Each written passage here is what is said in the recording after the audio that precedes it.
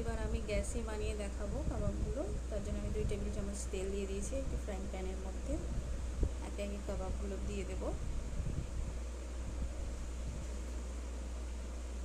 5 মিনিটের জন্য ঢাকনা দিয়ে কুক করতে দেব।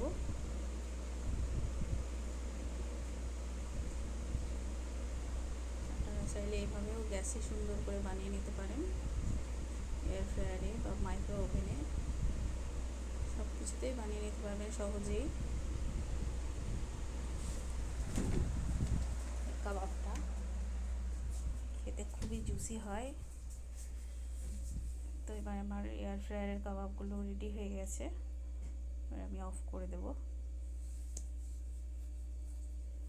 কম সময়ের মধ্যেই দারুণ টেস্টি কাবাব পেয়ে যাবেন। দেখুন আমার এয়ার ফ্রায়ারের কাবাবগুলো রেডি হয়ে গেছে। আমি দু রকমই আপনাদেরকে ভেঙে দেখাবো যে এগুলো কত সুন্দর জুসি হয়েছে।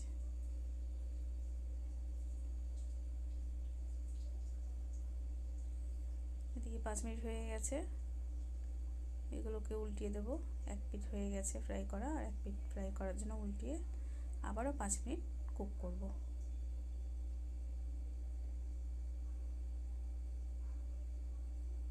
দেখুন খুব সহজেই বাড়িতে বানিয়ে নিতে পারবেন এই কাবাবগুলো। রেস্টুরেন্টে যাওয়ার দরকার নেই, আপনারা যখন ইচ্ছে তখন বানিয়ে খেতে পারবেন। আর এটা একদম রেস্টুরেন্টের মতোই হবে।